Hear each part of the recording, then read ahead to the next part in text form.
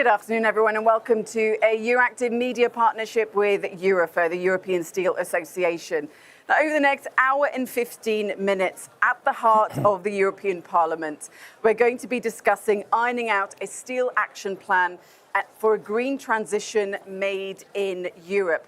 Now, European industry across many sectors is feeling the pinch, especially with the competition from both the US and China. Now, back in September, Mr. Euro, Mario Draghi, the former president of the ECB and Prime Minister of Italy, he was tasked with strategizing a way forward for Europe to help find or reclaim its place in the world. In his 400-page report, he basically said the time was running out for the European Union's 27 member states.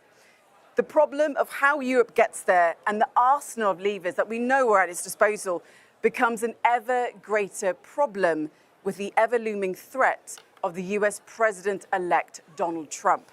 Now, we've already been there with him. We all know the story. And sources suggest that the former US Trade Representative, Robert Lighthizer, who helped, of course, implement these bruising tariffs on the EU and China in Trump's first term, could be tapped up to be his new trade czar. So this change back to protectionist US policy comes also as global overcapacity in steel has reached 551 million tons in 2023. Now, here are some Eurofer stats on the state of the European steel industry today.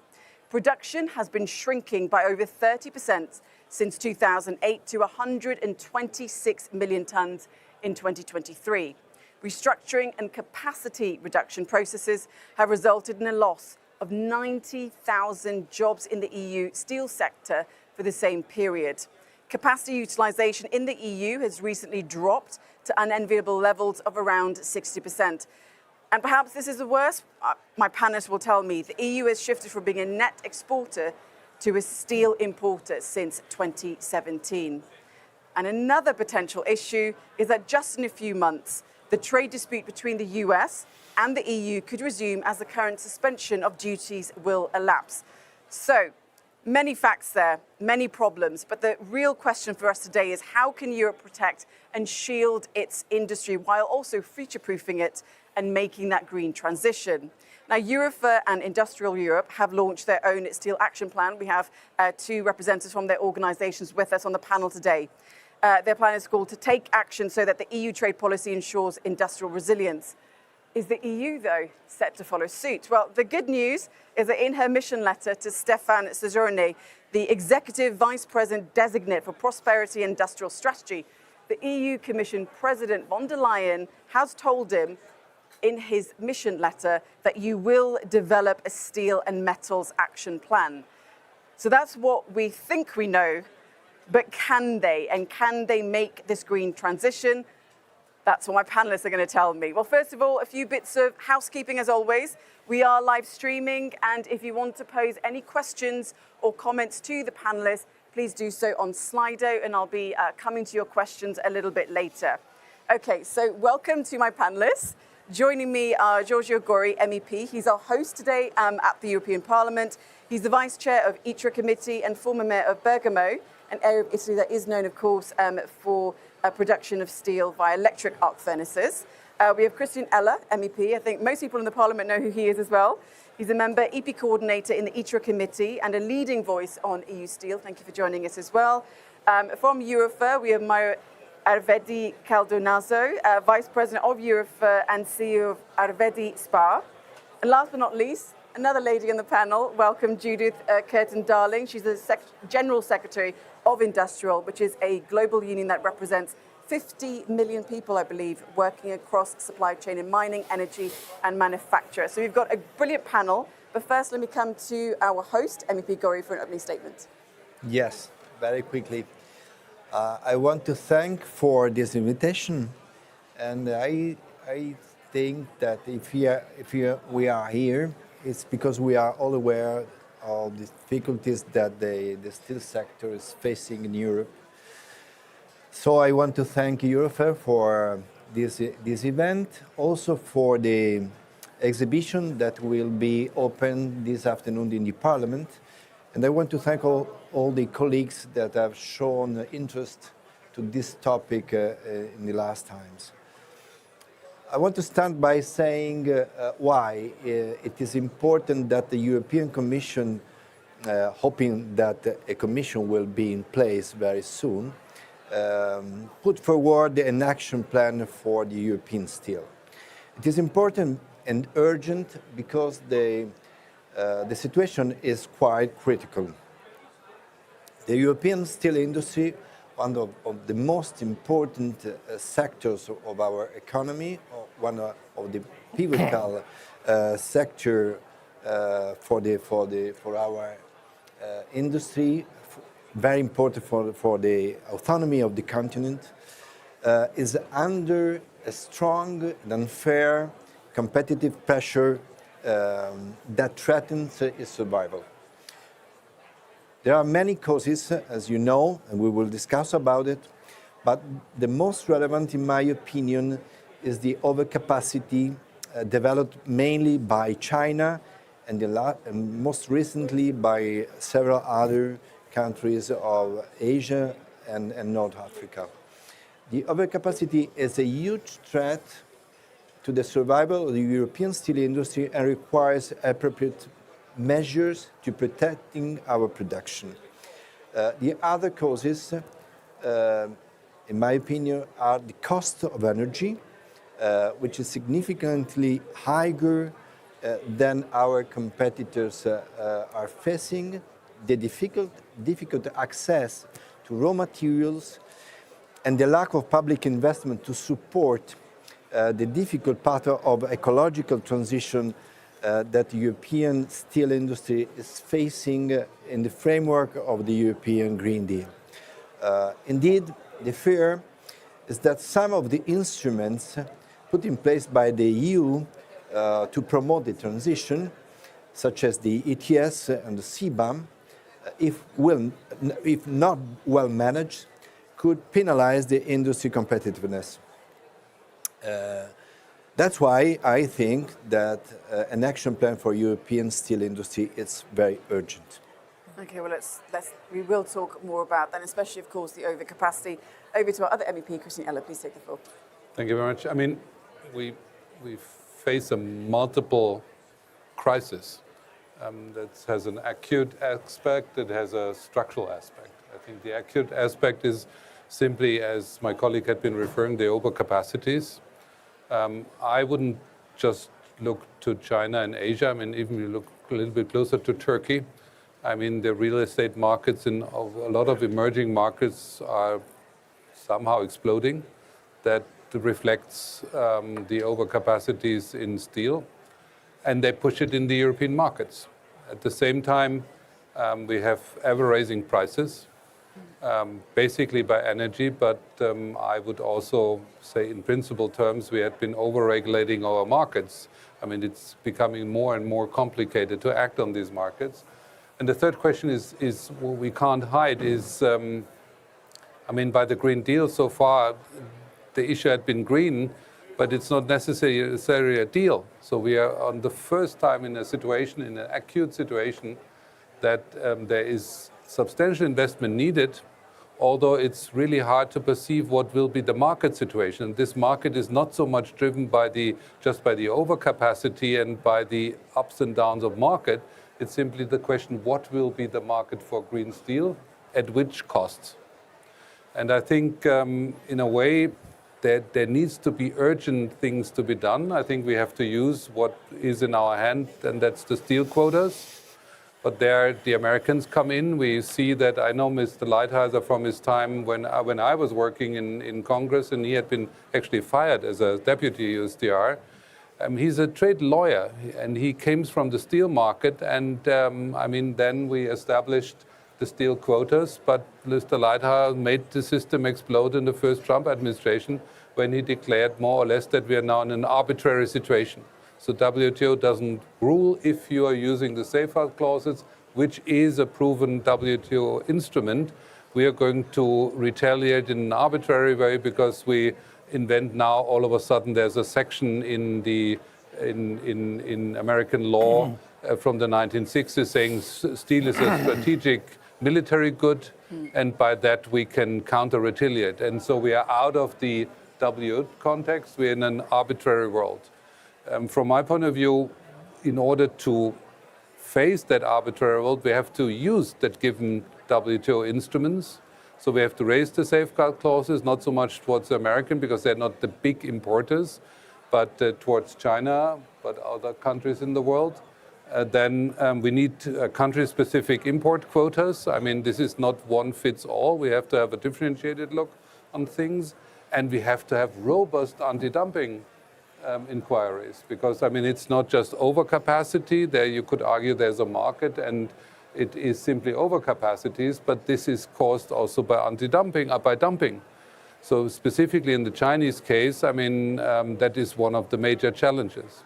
So in a way, that leads but to the broader perspective, and that's from my point of view, as long as we don't have a business case for green steel, this multifold of challenges, that's too much for the European steel industry. So we see an erosion of the industrial base in Europe, and that we have to answer. And that means we have to have an idea where we do get hydrogen, at which price, what is the infrastructure which makes it sure that it's also available in perspective. But that means also that we tackle high energy prices. And to be honest, we have to get rid of our own lies. I mean, if we need that amount of hydrogen, we can't start with green hydrogen.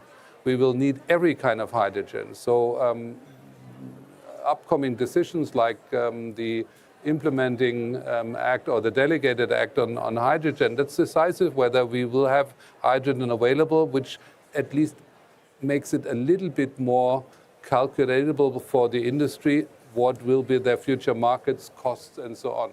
So as I said, it's complex, but it needs now an immediate reaction. And that's the reason why we are asking, I think, over the party lines altogether, that the Commission is going to act now. And that really is the big question, isn't it? Well, let's hear from the industry now. Mario, please, from Eurofair. Yeah. The European steel industry is experiencing the most severe crisis since 2009 financial and economic downturn. It is a real existential issue now. So the question we first of all ask to the new Commission is, does Europe really want a steel industry? If the answer is yes, a number of regulations, of actions, of laws must be taken very urgently. And to support this action, Eurofair and Industrial prepared this Steel Action Plan, which resumes the priorities of our steel industry and also the moves to be taken in order to guarantee the continuity of our industry. We also tried to summarize what are the actions to be priority to do prior. So, in few words, trade is the most urgent issue. As it has already been said, the main issue here is the global steel overcapacity, with the phenomenon of the spillover. So the huge capacity is built in China, but the effects are indirect because China supplies at a very low cost other market where imports have surged by 98%, And we receive steel from these countries where imports have surged by almost 50%. So we can't compete against the Chinese state because this is the issue. The Chinese steel industry is basically state-owned and is completely subsidized by the central government. So this is unfair practice, and we have to react immediately. How? We have to intervene to review urgently safeguards, which was designed years ago and it is not anymore actual. And we have to think about the post-safeguard scenario and prepare possibly a stronger tarification intervention. But why trade is so important? Trade is so important because Europe lacks of competitiveness.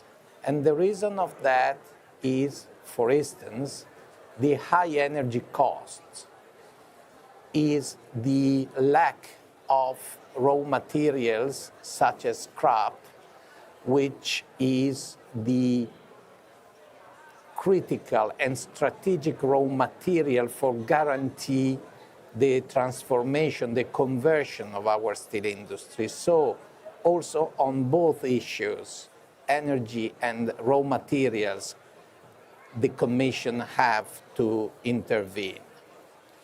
Another important issue is the CBAM. CBAM is an inexperienced tool to fight against the phenomenon of lack of a level playing field.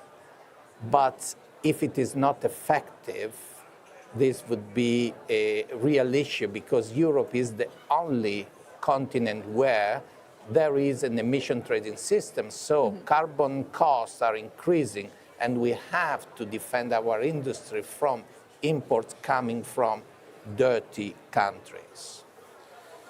Finally, as Mr. Heller has mentioned, the green steel market is very important. So we have to define what exactly is the green steel and introduce in the public procurement the use of green steel and possibly also think how to incentivize its use in the key customers, industries such as construction and automotive. Finally, social issues. We have to defend our jobs. We have already lost, as you said in the introduction, almost 100,000 jobs since 2008. We have to defend the existing, which are very important jobs and decently paid. Finally, and this is the last point, the conversion from the existing steel industry to the new one is very expensive in terms of capex and opex. So we need public grants to help and support European companies to the conversion process. And this was part of the Green Deal announced by President von der Leyen in December 2019. So decarbonization by 2050, in reality by 2030 with the phase out of the with the free allowances, but market defense with CBAM and public grants. But these funds are very difficult to get from industry, so must be accessible, which is not the case now. Okay, so again, a lot of problems that you've outlined. Well, let's go to our final panelist, Judith from Industrial.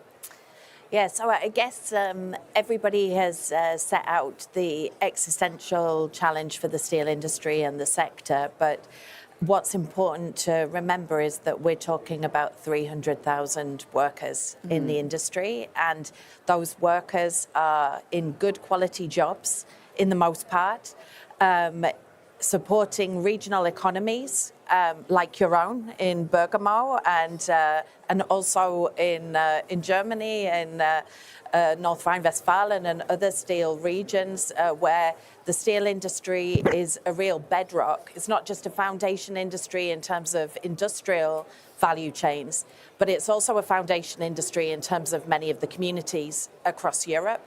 And the existential challenge that we face at the moment, and I don't think it's an exaggeration to put it in those terms, is really a political challenge for Europe about whether strategically we want to see an enormous deindustrialization of Europe, or whether we really take the language of the political guidelines for the next 5 years seriously.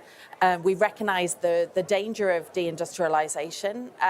That danger has geopolitical consequences. Steel is a strategic industry. It's strategic not just in the energy transition as a key material in the energy transition, but it's also strategic in terms of defense industries.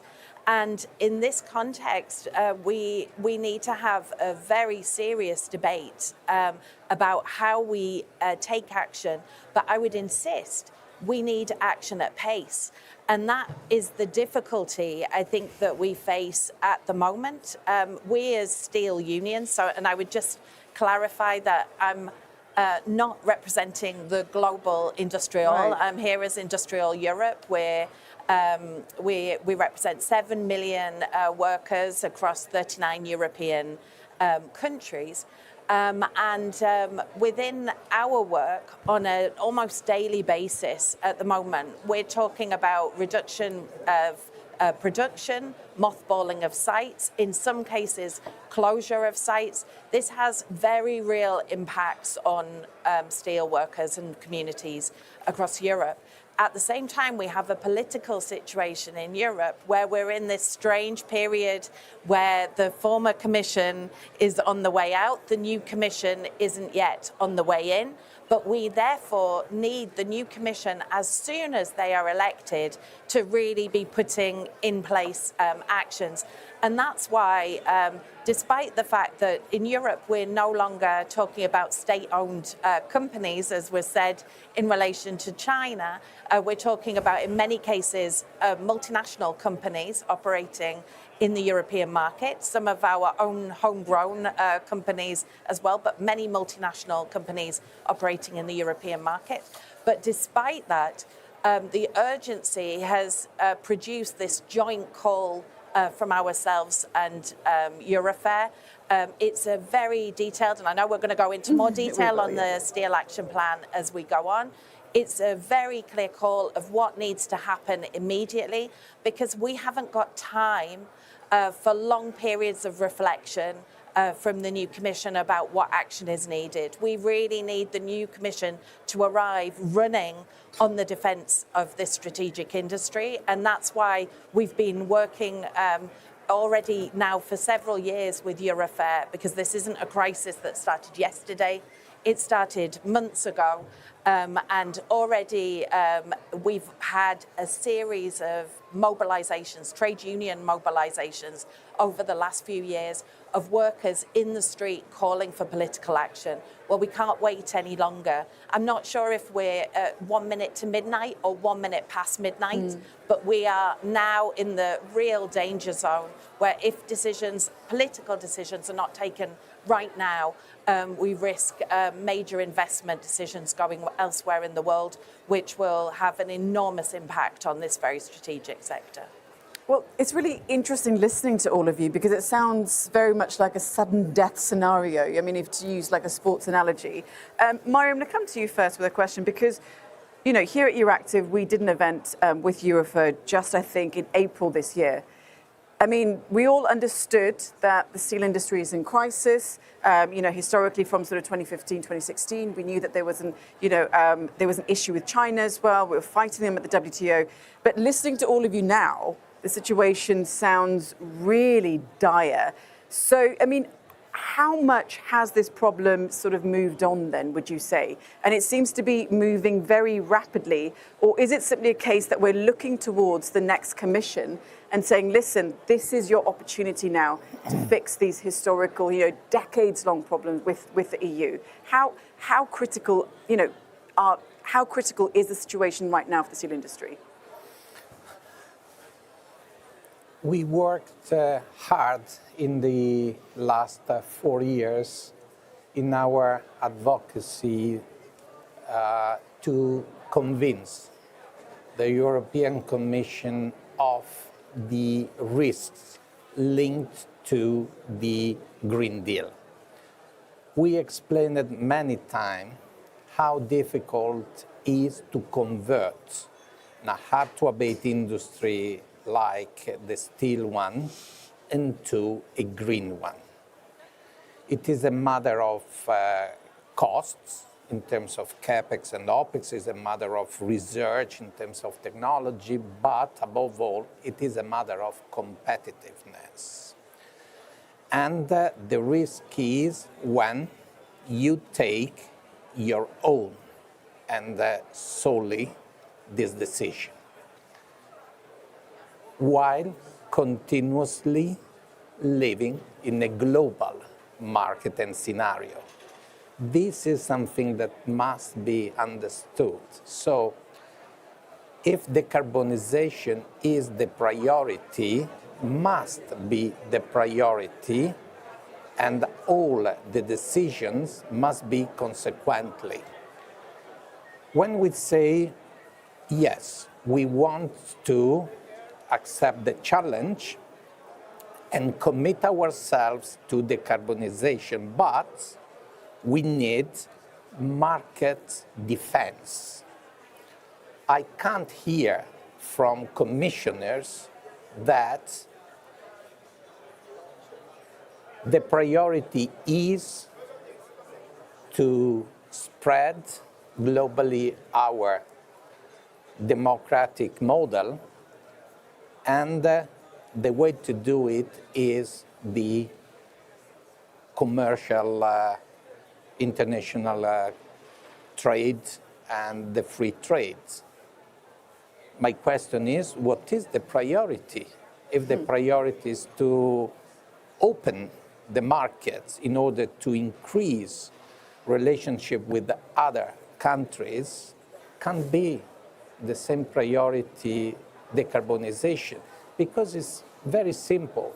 If you want on your own and solely to decarbonize, you have to defend the markets, because the costs of a green steel grow up to 150%, by 150%. So we are not competitive any longer. And we need a series of intervention and actions to defend our targets. It's a matter of consistency. So consistency, but also, MEP Eller, is there just too much to do at this stage? Are we looking at the European Commission to reignite an industry, that is just not fit for purpose, perhaps, in some ways? Or is it that the Commission ambition doesn't understand the industry itself? No, I would simply say, what makes it so pressing is that we have structural problems in the steel markets the overcapacities are there. That's not the fault of the Commission. And then we have aspects which are very recently driven by market situations. The breakdown of the real estate market in some of the emerging big construction markets, not the fault of the Commission. We have to sort it a little bit. But what we had been doing is we added in a fragile situation, which is now in a way speeding up the whole problem.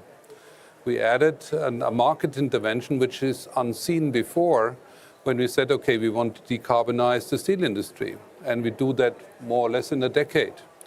But the question is simply, if I would be a CEO and I have to go to my board and say, okay, I have to do an investment of 2-3 billion euro to decarbonize it. When the board asks you, first of all, what are your costs? And you're saying, I'm not quite sure because I might know the cost for the construction, but I'm not quite sure what is my energy price. And then the board would say, what is your challenge in terms of, the security of supply? So do you have enough energy? And where do you get the hydrogen from? And what is the cost of the hydrogen? They said, we are not quite sure. There might be hydrogen, but we are not quite sure how much it costs. And we are also not quite sure whether it's available. And then the board looks to you and would pretty much say, okay, but what's your market? And what's your perception if the costs which are unknown, but you hypothetically would have a cost ratio, what's the market price for your product? And is the market able to absorb? And you would say, well, we are not quite sure because we're not quite sure whether there's a green steel market. So in a way, that brings an industry close to a situation where, even legally for a CEO, that's challenging because he owns his stakeholders and the owners. And if you're starting that journey and you can't answer all the questions, but you're pretty much saying, oh, it will work because we're on the European market and we get protected and so on. So, that is a situation which is unseen before. We had been seen overcapacities, trade wars, ups and downs in the market, but we had been intervening in a way which is unseen. So is that unsolvable? It's not. I think it's that we have to get realistic. We say, okay, we need hydrogen. But then you can't start producing hydrogen by green energy from the very moment and say it's the highest level of greenish hydrogen you can get. You have to make sure that your hydrogen is available. Are we doing that? Yes, we are starting to do the big IPCEI's electrolyzers. We think about the Southern Corridor, hydrogen corridor with Algeria, but it takes time and it still doesn't help you pretty much to predict what are the costs. Then what we are doing in other sectors, realistically, we have to talk about an industry electricity price sooner or later. Because, with too many unknown, you might not be able to answer. And then it comes to the lighthouse market, to the green market. It's relatively simple. If you judge a car, the CO2 footprint, by simply saying we go from the engine to the pipe, and you don't judge the whole system. You're going to have e-mobility, hopefully. But if you would judge the full life cycle, we would immediately have a green steel market in the car industry. You had been mentioning public procurement.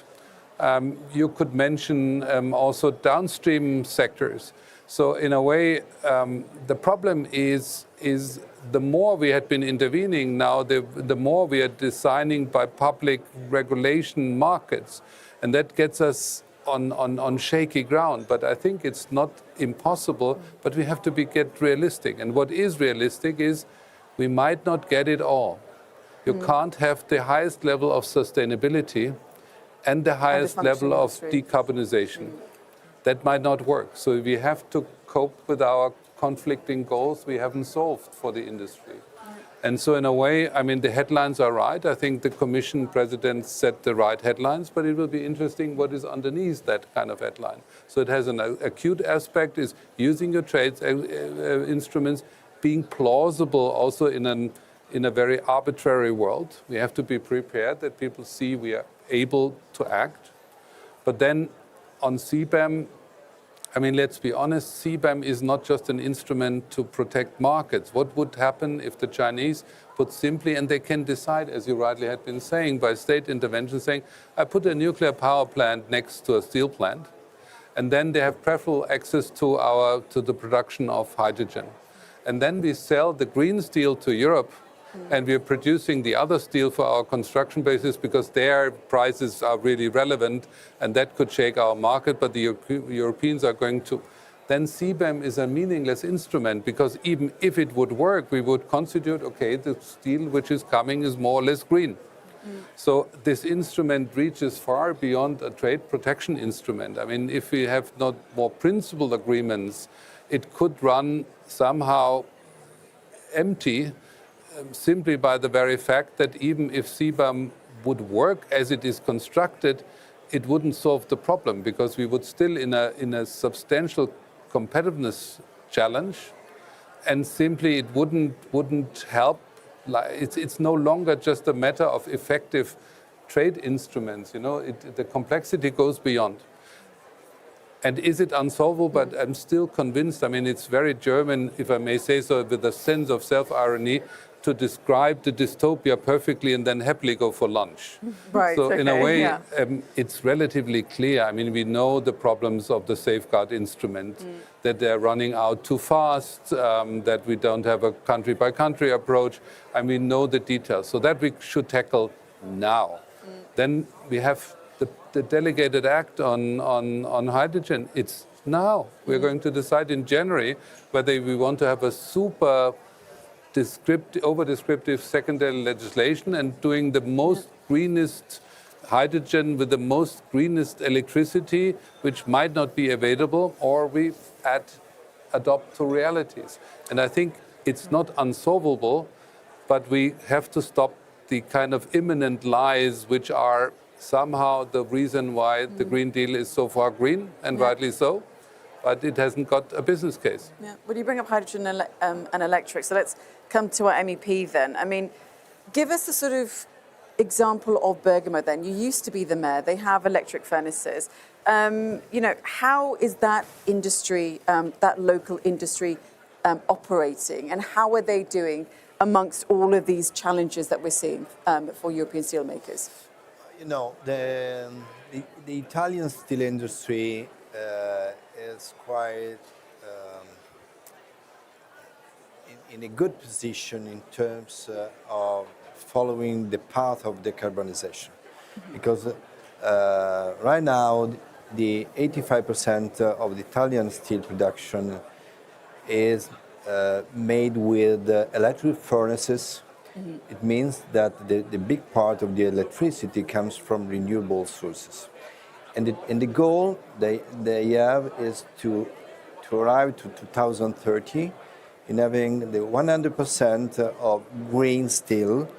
It means made with net zero emissions, with renewable source of energies, combining also hydrogen, CCS, and all the technologies that could help to reach that goal.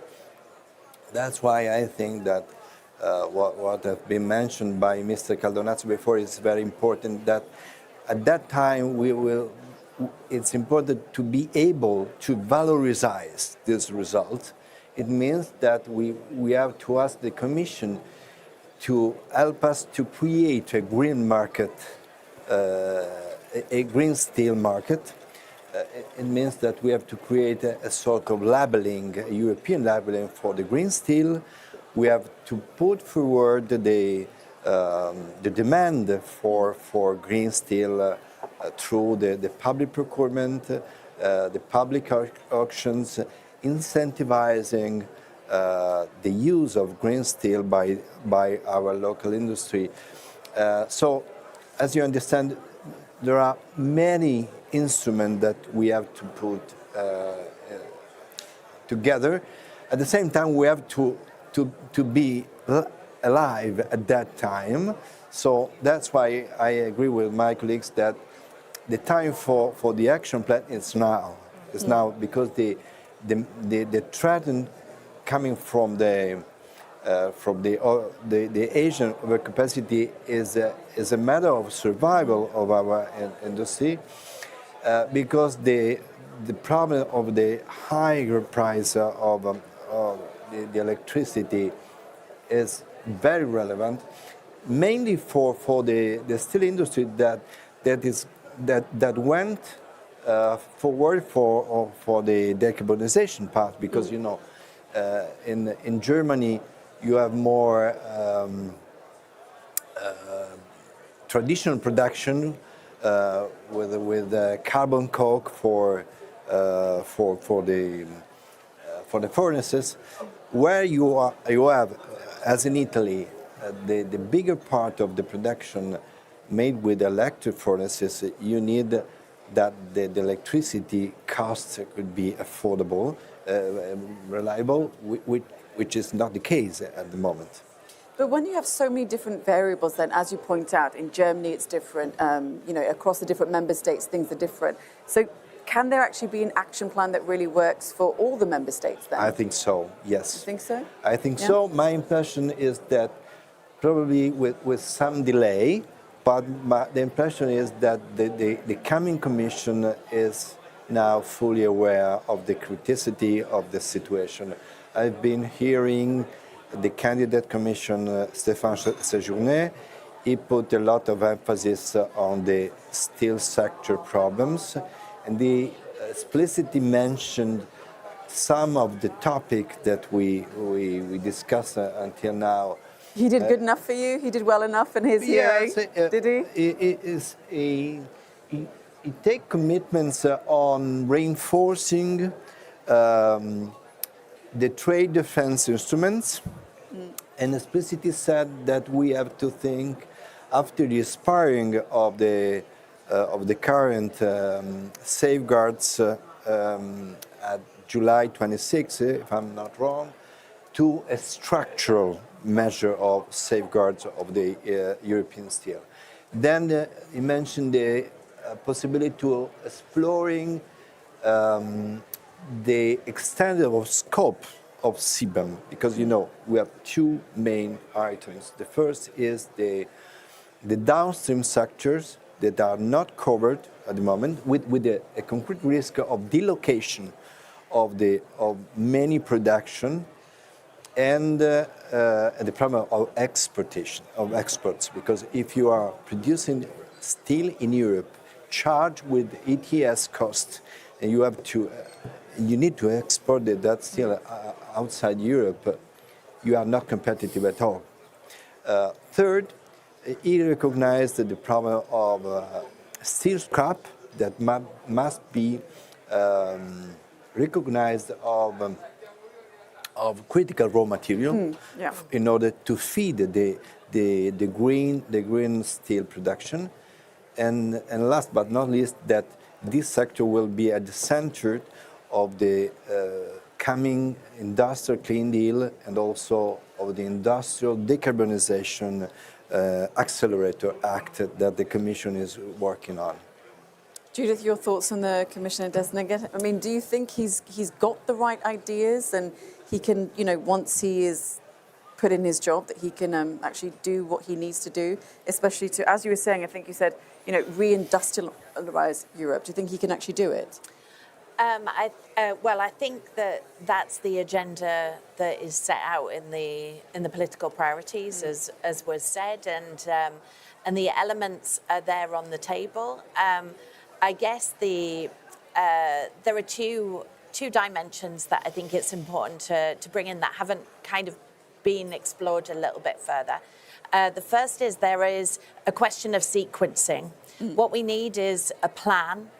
It's clear that not everything will be delivered on day one of the plan, but we need all of the parts of the action plan on the table to have a kind of coherence. And if you like, coming back to the point from Christian, since the Green Deal was launched in 2019, we've been very clear as Industrial Europe that you can't have a target without an industrial strategy of how you reach the target. So we've all known where we have to get to, but we haven't had the plan of the kind of sequence of how we get there. So we're working with a failure that stems from the lack of that industrial policy, but that's to say that thankfully that realization has, the penny has dropped. This is a key part of the agenda of the new Commission. That's something that we strongly welcome as industrial trade unionists, because we've been arguing for a European industrial policy for a very, very long time, together with employers and by ourselves at the same time. I think what hasn't been said here, which is a central part of how you build public support for that industrial plan, is that this isn't about blank checks to industry. It's not about a plan which is just, as we've heard, there's an enormous investment gap that we have. It's about 85 billion euros, so part OPEX, part CAPEX. in terms of decarbonisation of the steel industry. A big part, there is naturally a need for public investment, as we saw in the Draghi Report or the Letter Report. Public investment has to be part of that investment gap. But that can't come as a blank check towards industry. I think the innovation when it comes to our steel action plan together with Eurofair is we recognise the role of social conditionalities in terms of the financing, because that's the return to the taxpayer. What's the interest of the taxpayer of supporting a strong industrial policy? It's about good jobs in your local communities. It's about a solid industrial economy and ensuring a thriving domestic industry with all of the net spillovers for the rest of the economy, for tax receipts and so on. So then when you look at what can be done on day one, what comes later down the line, things like public procurement are really low-hanging fruit. In fact, the European legislative framework already has provisions for social or environmental public procurement. We don't need changes in legislation, but what we need is that there is a very strong signal, a political signal, that we have to use those levers which are already there to support an industrial policy. Equally, in terms of trade policy, yes, there are very big gaps in our trade policy toolbox, particularly in relation to the structural overcapacities which have been built up. It's clear that there again the penny has dropped. But we have, the revised trade defence instruments, which were revised a few years ago, which could be more actively used to support the situation in the short term. We need to think about what can we do immediately. Instruments actually work? Because we've been there before when it came to fighting, the US and China and the EU were fighting, 2015, 2016, and this has been going on. When the other players don't play by the same rules. I mean, Europe is very good when it comes to regulation, following, the letter of the law, going by the WTO. But when the other players don't really care for those rules, they don't play by the rules, then where do trade instruments then come in? Well, trade instruments are extremely important. The challenge in Europe is that we are both producer and consumer of steel. And the tension in trade instruments is that and as Industrial Europe, this is a tension in our membership. We are exporting products, particularly from the automotive industry. We're exporting products which have a big steel component. And the challenge is finding an industrial plan which is about the full value chain. That's where actually I think the most important part of this Commission agenda, which hasn't kind of been put on the table, is that we need a comprehensive plan for European industry. So we need sectoral strategies for those parts of the industry which are really in crisis today, where there's a strategic importance of having them in the future. The steel industry is a really good example of that. This house is on fire, and unless we bring in the fire brigade right now to put out the fire, the whole house will burn down. That's very, very clear. But we actually need to place that in the centre of a broader industrial deal, which looks at how are we transforming the automotive industry.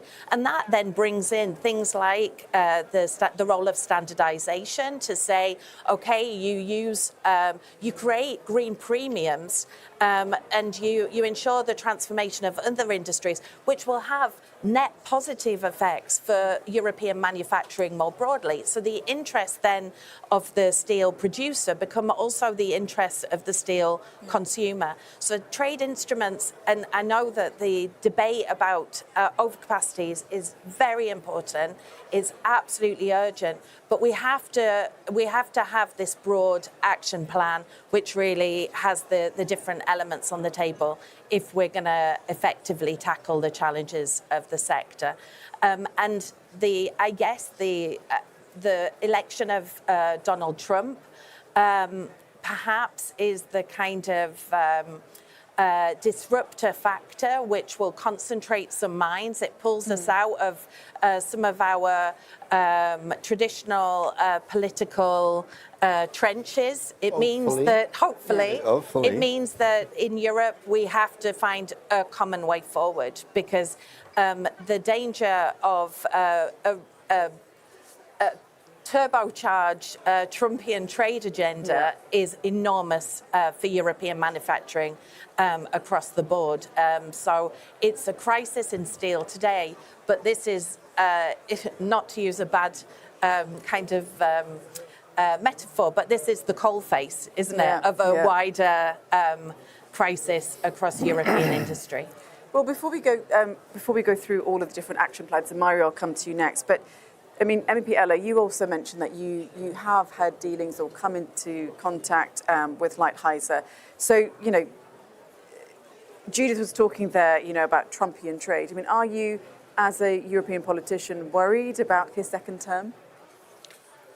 I mean, it's the nature of European politics to be permanently worried, but I mean, that's for free. I think, I mean, what we're going to see is that we're getting in a more arbitrary world. On the other hand, I mean, I just want to, I mean, I'm not a green beware God, but I mean, it is not that we're in a situation where simply a part of the world can go back to the past. Pretty much saying, okay, we ignore that. I mean, we see that in China and other parts of the world, they have to price in the consequences of climate change. As, by the way, they also have to price in the consequences of ignoring workers' rights, public health, and things like that. I mean, if you see in a more simplistic way that for the Olympic Games in Beijing, that simply to stop the industry producing, because the pollution is so high that a certain percentage of actually the workforce has chronic lung diseases. So in a way, I mean, I think it's important to reassure ourselves that it's not a competition where some of the world can ignore the realities and some of the world are somehow getting victimized by the role of that our generation has to tackle that. The question is somewhere in between. So is it that if you act for a long time actually in a way which is ignoring the consequences, you have a competitive advantage in perspective, which you then let produce, for example, green steel. So the question is simply in between. I wouldn't presume, or I wouldn't simply buy this, that the Chinese are willing to go in a carbon world in the 21st century. I think that in many cases you're going to see that they're quickly going to advance. I mean, if you look to, for example, to CCS, it's an intermediate technology, but the Chinese are simply doing that, and we are discussing now for 25 years to what extent we have to, for a time, capture or reuse CO2, but we are not going to do that. So, and the same is also, I mean, I don't know Lighthizer very well, but I mean, the presumption that we are getting now in an arbitrary world, and this is going to work. I mean, it's an illusion because it comes from the idea that we are in a simplistic stimulus-response model. You do something, and this had this consequence. We're living in a very complex world. You're going to see that this idea that we are in a multipolar, driven by populist and nationalist world, where in an arbitrary world, the big bosses are finding the solution. I mean, the global economy is much too complicated. But we're going to see a phase of substantial distortion of something. But how would you tackle China then? What would be your... From my point of view, I mean, it's a matter of what the American would call, and not the Trumpist, would call plausible threat. I mean, if we don't make clear that we are using our instruments, it doesn't get us in a plausible negotiation situation. I think, first of all, I mean, we are perceived as not acting on our own interests. I think that is needed, the plausible threat. On the other hand, I mean, if you create lead markets, I mean, you will have followers. If you create a green steel market for the automotive industry, it's not that the rest of the world is going to say, no, we are not going to do that. Yeah. That is not going to happen. But if we not plausibly find a business case for the Green Deal, why should the world follow? Even more if they're much more driven by populist ideas or by autocracian ideas and so on. So in a way, just look to China. I mean, we have to plausibly to react. We have to contain. We have to open negotiations. But I mean, as soon as it gets plausible that the Green Deal has a business case in Europe, it will become globally much more attractive. So right now, the Chinese are pretty much saying, change for you. if you ask us something where you don't believe yourself that it has a business case, why should they follow? So in a way, we need plausible instruments now really to react and to get us something in the hand which brings us on the negotiating table. But then we have to solve our problems at home, and that becomes then more attractive in the global context. Mario, would you like to follow up? And also, I mean, if there's anything else you'd like to add on, the steel action plan that you have with industrial as well? Sorry, but... Sorry, is it too loud? No, I was just saying, noisy. anything, if you'd like to, write a reply, and then also anything else you'd like to add to what you think to highlight within the steel action plan. No, I think the discussion has been very, very exhaustive.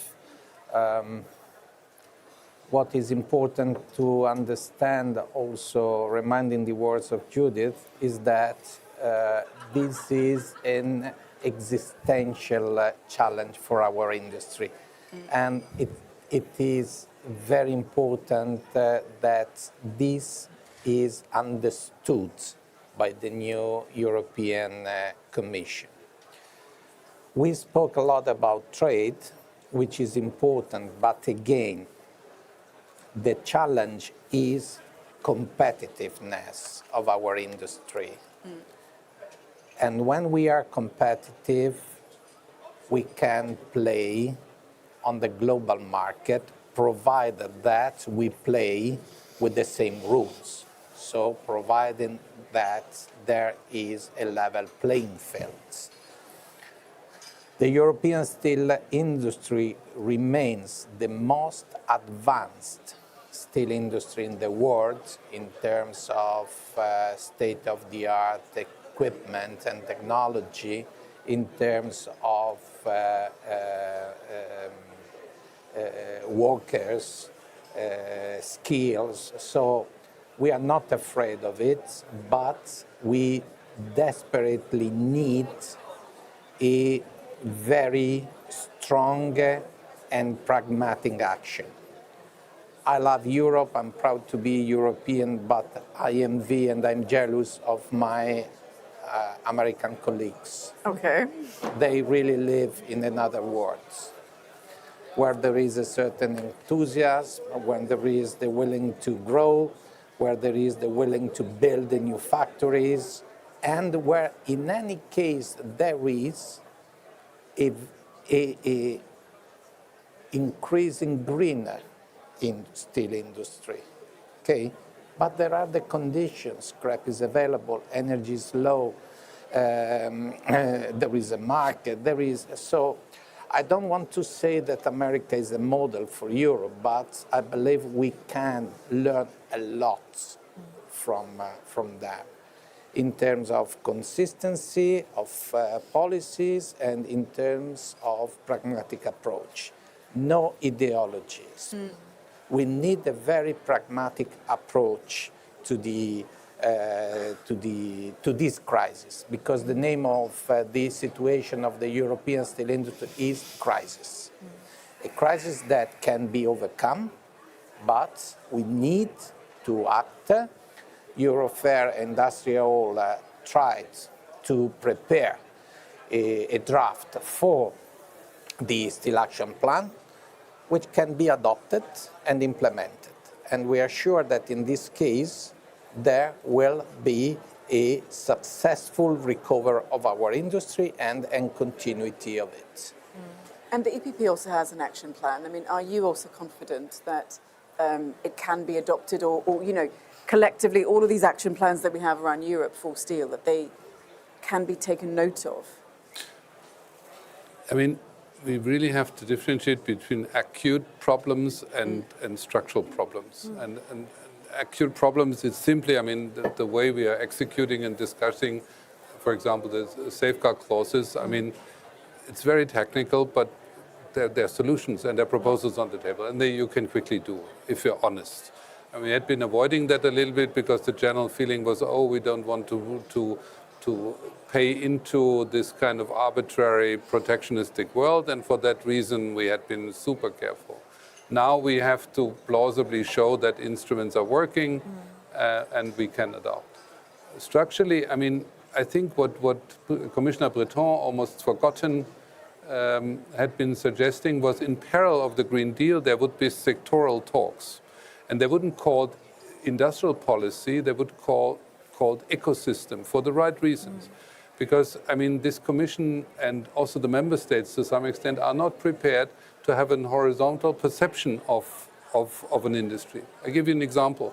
When we did the Net Zero Technology Act, we had pretty much saying, oh no, green steel is not a net zero contribution, you know, it's windmills, but not, I mean, the biggest contribution is to decarbonize production. So how could it be that net zero technologies are just perceived as wind energy or electrolyzers? I mean, we had really to fight with the Commission because that DG said, you know, we are super ideological. Same with the permission. We said, okay, we're going to permit to produce, we want to quicker permit to build up plans for windmills. But we don't grant that permit for a transforming steel industry. I mean, we had been calculating in my constituency that the transformation of the two huge plants, by the way, one Italian, Ernesto Riva, would take us at least 7 to 8 years. We need something like roughly calculated 7,000 administrative acts.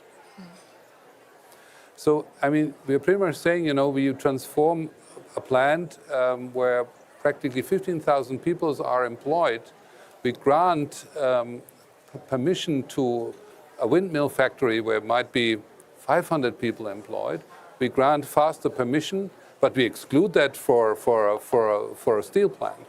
So this kind of horizontal perception of a sector, pretty much saying it is about skills workers, it's about fast permitting, it's about privileged access to actually infrastructure. I mean, there's a variety of things, and if we would be prepared that we have a horizontal competitive perception in terms of what we're doing in regulation, also deregulation, what we do in subsidies. I'll give you another example. I mean, let's be honest, we talk about state aid. Everyone is calling for a reform of state aid. To be honest, I mean, Mrs. Vestager wanted to keep the image of the cool princess of state aid. The real problem in DG competition was that there will be somehow flooded by proposals. 500 billion out of the post-corona fund, all member states having state aid proposals. The IPSIs, then the traditional, let's say, state subsidies granted. I mean, we pretended that it must take something like 3 years to get an IPSI or public funding for the steel industry. So the first questions came after 7 months, not because they had been considering for 7 months this complicated question. It was simply that the DG Growth didn't, the DG Competition had the capacity to manage that flood. And I think to have a realistic approach, a horizontal approach, always reflect what instruments have what implications on a market. I think that is what was meant with this kind of ecosystem talks Breton had been preparing, but we never have seen. And so I'm not blindly optimistic, but I would know that the instrument and with the horizontal perception of competitiveness as a reflection of what we do in sectors, we have the instruments and the capacities and the political will to deliver. The question is, do we stay ideological or do we become a little bit more practical? Which is a great question for you then, MEP Gori. I agree, fully agree with Christian. I think that we have to look to our goals, very ambitious goals, with a very pragmatic attitude, and gain the capability to be close to the industry, because without industry there is no prosperity for our Europe. That's why the topic we mentioned today are so important. I have to say that my main concern is about money, because I think that the green transition is a necessity for the planet, is also an opportunity to relaunch the European competitiveness, but at the same time, I don't think that we can succeed the green transition, the Green Deal, without an adequate support of public and private money. It's exactly what Mario Draghi says very clearly in his report, and Enrico Letta too. And we spoke about what the Chinese currently do, subsidizing the industry. But Europe just can't compete with that. What the Biden administration did with the Inflation Reduction Act, which is exactly the right measure to bring the industry to the future, allowing the industry to transform the product, the method of production in a green perspective. Europe so far didn't do the same thing, and we have to be honest among us in saying that won't be easy to find out the money that we need for all investment we have to do. I've been hearing 8, 9 candidates for the new commission, and I listened to the word investments hundreds of times, and I don't think that all these investments will be done probably, but we have to say what are our priority.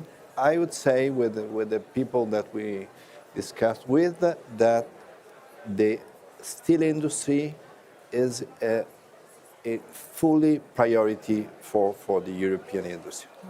Indeed. Yep. Although, I think that's a really important point, but I think also politics is about priorities, right? And the priority chosen in Europe at the moment has been fiscal restraint. So exactly the same time that we need enormous investment, as Draghi, as Letta have said, we've also tied our hands behind our back through our macroeconomic policy framework.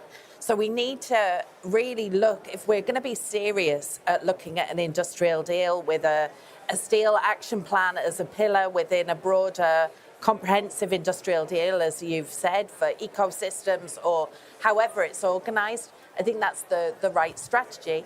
But we have to be realistic about also how macroeconomic policy frameworks fit in. And just to add one extra element in this, because it's not really being brought out, but Marco raised it, was this question of a skilled workforce. Because at the same time that we have a sector in crisis in the steel sector, we also have large skills shortages and labour shortages which are playing at the same time. So part of this plan has to be an agenda which really brings some meat to the promise which was given in the Green Deal around a just transition. So in 2019, we had the promise of a Green Deal, which would be about the transformation of industries, delivering a just transition for the workers and the communities affected. We've basically had the Green Deal part. We haven't yet had the industrial plan for the transformation, but we're also missing that just transition pillar. And I think it's important to flag it up because that's part of a very joint agenda with Eurofair that Industrial Europe has, calling for a specific legislation, a directive on just transition to ensure that we don't end up in a situation where we deal with all of the other parts, but then we're hobbled, that's a very English term, apologies, but we're basically I understood you, hobbled it's fine, by skill shortages and not having the right people in the right places to deliver the industrial policy. But a glad you little put bit that of a point out. dissent to pep up the discussion. Good. Yeah. I mean, we all know that we won't make it with public investments. And I think there are bitter pills to swallow for everyone. Might be the bitter pill also for Mr. Draghi. I know him for a long time. I mean, this illusion that public money can solve the problem. I mean, what's the reason? It's not a separated world between the public and the private investments. And what we're doing is we're sucking up the European banks with public bonds, which led to the very fact that their lending base gets smaller and smaller on the private sector because simply they don't have enough capital and they can't really provide the money needed. So we have to be very careful if we look to the instruments. I would agree that we should prioritize, but if I look to the 500 billion post-corona fund, I mean, for economists, it's almost not measurable what effect that had on the European economy because we didn't prioritize. We spent from Autobahn to trains to whatever.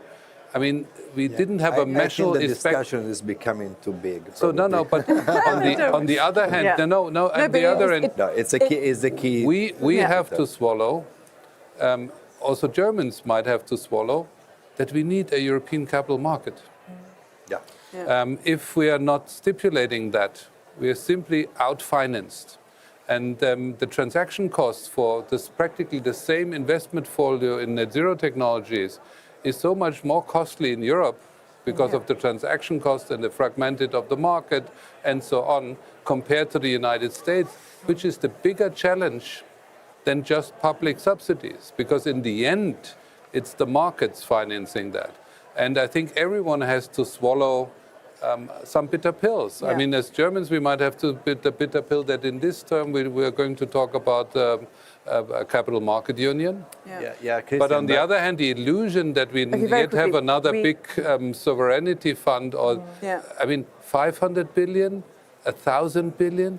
That's No. nothing But you know, compared Christian, to the that- investments that we private have to money make. go where they make profits. Yeah. So we have to work on this because I'm not sure that today, with the condition that we mentioned in this debate, the steel sector is a sector where private money go very easily because there are so many alternatives in the world where you can make more profit than in the European steel sector.